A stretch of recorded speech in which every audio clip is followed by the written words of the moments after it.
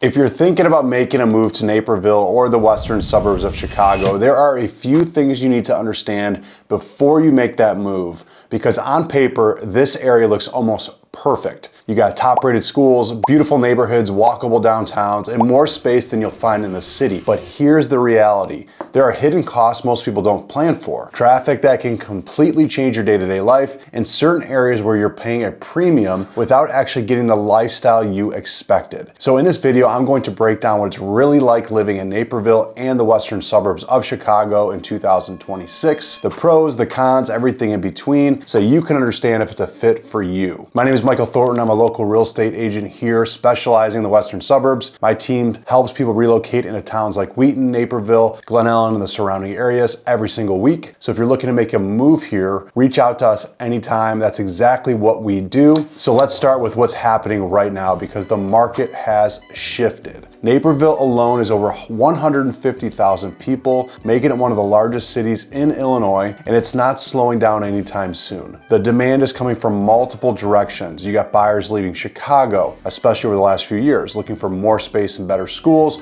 You've got families moving in from out of state, targeting this area for great school districts, parks, all that stuff, and you got trade-up buyers who value the access into the city, park, schools, everything in between. So all that's happening at the same time, which creates pressure on inventory. Right now, most of the markets are sitting around 1 to 2 months of inventory, which is extremely imbalanced and favoring sellers. A balanced market is closer to 4 to 6 months, so you'd have to triple the inventory position to even be into a neutral market. Naperville, you're especially seeing entry-level homes that were once in the 300s, now in the mid 400s, even 500s. 3-bed, 2-bath homes built in the 70s or 80s. Now you have the trade-up buyer looking in the 7s and 8s, and you have most people that if they're looking for a 4-bed, 3-bath, or alike are over $1 million. You have some new construction in Naperville. You have some golf course communities, things like that. But here's what nobody's talking about. It's the monthly cost. And is that a value in the end to you? Naperville recently saw some relief on tax rates, but home values are still higher than the typical neighborhoods. You got actually tax bills in the $10,000, $12,000, $15,000 range, even for a house that's $750,000. In general, expenses are about 20 to 30% above the national average in Naperville, and so your monthly payment is usually higher than what you would expect. So the real question becomes, is it worth it? And for a lot of people, the answer is still yes, because of what you get in return, starting with the schools. This is one of the biggest reasons people move here. Districts like 203 and 204 consistently rank among the top in Illinois, with many blue ribbon schools amongst the schools in that district. Strong test scores, advanced placement programs, great extracurricular activities. But here's the nuance, and this is where local knowledge really matters. School boundaries are hyper-specific. You could have 2 homes, same price, same size, same neighborhood feel, 1 street apart, and they feed into different high schools and could have a completely different value. That's the reality. So schools matter, and you need to be very intentional about where you end up if that's important to you, and even if it's not, it's definitely important for resale. If you're trying to get into Naperville at a better price, you're usually looking at areas like older sections near downtown. You're looking off 75th Street or even Ogden, homes built in the 70s or 80s. Sometimes you get the bigger lots, mature trees, solid construction, but it needs some updating. That's where you can find some pockets of value in Naperville. If you're moving up, you're getting into areas with more amenities. You have communities with pools, clubhouses, walking paths. You have many golf courses and golf course communities. Places like Ashwood Park or Stillwater, these are still popular for a reason. At the top end, you got communities like White Eagle, another golf course community with custom builds. You have more space, more privacy, high-end finishes. It's just a completely different lifestyle play. But here's the key.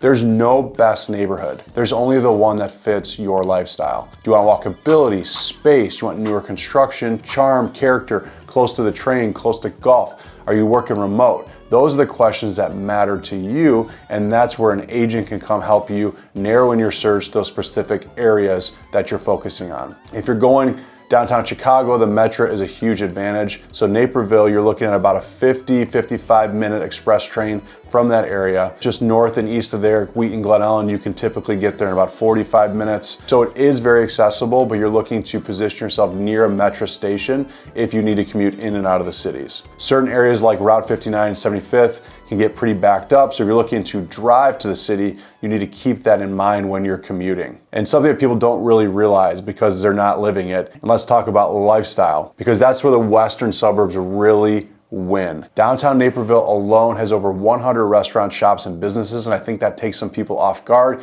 They think these areas are so quaint that they don't have what they're gonna need, especially if they're used to city living, and that's just not the case. Naperville in particular is a large, small city, and you have everything you could ever want. You have the farmers markets on the weekends, you have the Riverwalk, you have stores that are national chains, and then you have many that are mom and pop as well. You have literally everything you can ask for. So there's trade-offs. So one of the negative trade-offs of this area is the infrastructure itself. You have more people, more traffic. The roads can't necessarily support it. You have lots of construction and congestion, things like that. And so that is definitely a pain point for people looking to live in Naperville.